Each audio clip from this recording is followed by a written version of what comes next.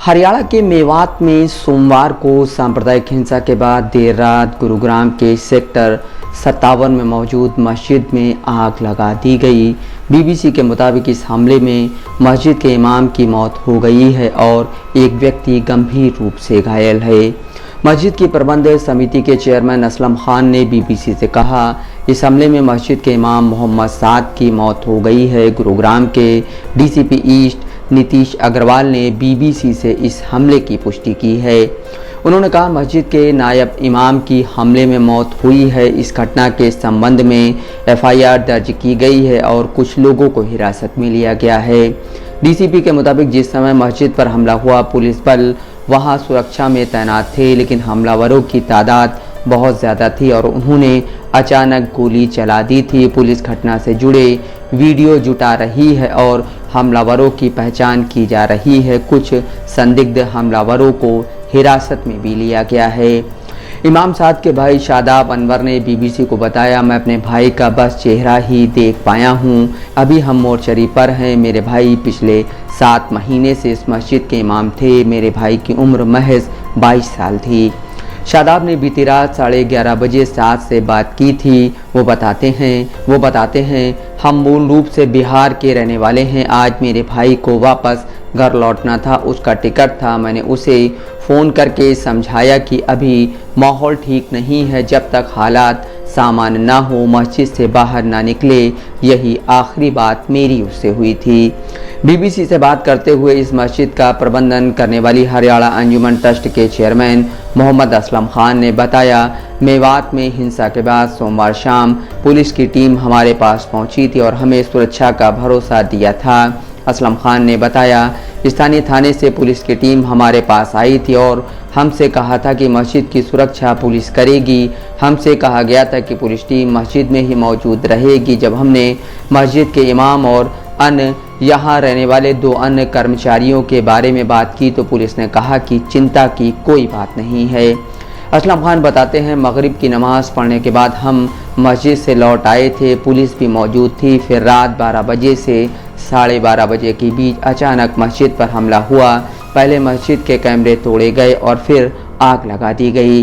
उन्होंने बताया, मूल रूप से बिहार के रहने वाले मस्जिद के इमाम साद को हमलावरों ने मार दिया। खुर्शीद नाम के एक व्यक्ति घायल हैं जो आईसीयू में हैं। एक अन्य घायल हैं जिन्हें मामूली चोट आई है। 2004 में हरियाणा सरकार ने गुरुग्राम में 17 मंदिरों, 2 गुरुद्वारों, एक चर्च और एक मस्जिद के निर्माण के लिए ज़मीन आवंटित की थी। ये मस्जिद उसी ज़मीन पर बनी है और न्यू गुरुग्राम की इकलौती मस्जिद है। यहाँ आसपास रहने वाले मुसलमान नमाज पढ़ने आते हैं। हमले के बाद इस मस्जिद के पास पहुंचे एक पत्रकार ने बीबीसी को बताया, पुलिस ने हमें मस्जिद के भीतर दाखिल नहीं होने दिया है। यहाँ हमले के निशान साफ नज़र आ रहे हैं। मस्जिद की इमारत को काफ़ी नुकसान हुआ है। सोमवार को मेवात में विश्व हिंदू परिषद और बजरंग दल ने एक धार्मिक यात्रा निकाली थी। इस यात्रा के दौरान 2 गुटों में टकराव हुआ, जिसके बाद कई जगहों से हिंसा की खबरें आईं। सोमवार शाम गुरुग्राम के सोहना इलाके में भी हिंसा हुई और यहाँ अल्पसंख्यक समुदाय से जुड़ी दुकानों को निशाना बनाया गया। बीबीसी संवाददाता अभिनव गोयल के मुताबिक सोहना से सड़कों पर पुलिस बल तैनात है। सड़क के दोनों तरफ जो ठेले लगे थे और मुसलमानों की जो दुकानें थीं वो जली हुई दिख रही हैं। द अर्बन ग्रोसर नाम की दुकान है जो जली हुई है, उसमें से अभी भी धुआं निकल रहा है। बीबीसी संवाददाता के मुताबिक सड़क पर दोनों तरफ जली हुई गाड़ियां और दुकानें दिखाई दे रही हैं। कुछ दुकानों से अभी तक धुआं निकल रहा है।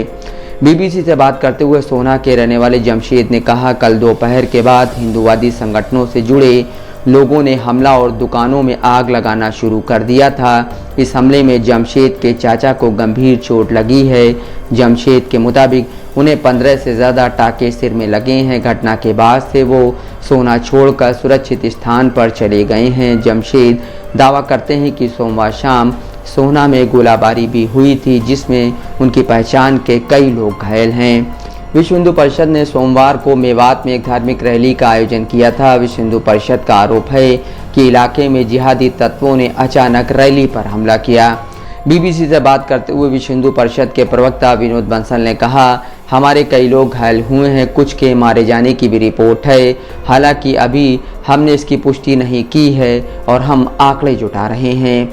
विनोद बंसल दावा करते हैं, एक सुनियोजित साजिश के तहत हमारी यात्रा पर हमला किया गया। हमारे लोग बड़ी तादाद में वहां फंस गए थे, जिन्हें देर रात तक बाहर निकाला गया। विनोद बंसल कहते हैं, अभी हमारा कोई व्यक्ति वहां नहीं फंसा है।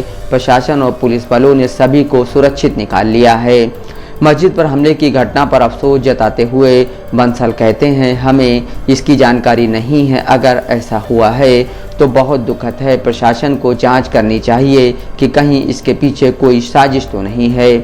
वहीं हरियाणा में हिंसा के बाद हरियाणा के गृह मंत्री अनिल विज ने कहा है, जिस स्तर की यह हिंसा हुई है ये अचानक भड़की हिंसा नहीं है। नूंह में दोनों समुदाय लंबे समय से प्यार से रहते हुए आए हैं। ये तो किसी ने जहर बोया है, किसी ने इंजीनियरिंग की है, किसी ने मास्टरमाइंड किया है। जिस तरह से एंट्री और छतों पर पत्थर रखे हुए हैं, हथियार भी हैं और गोलियां भी हैं, एकदम तो सामने आते नहीं हैं। Bureau report, Dastak live news.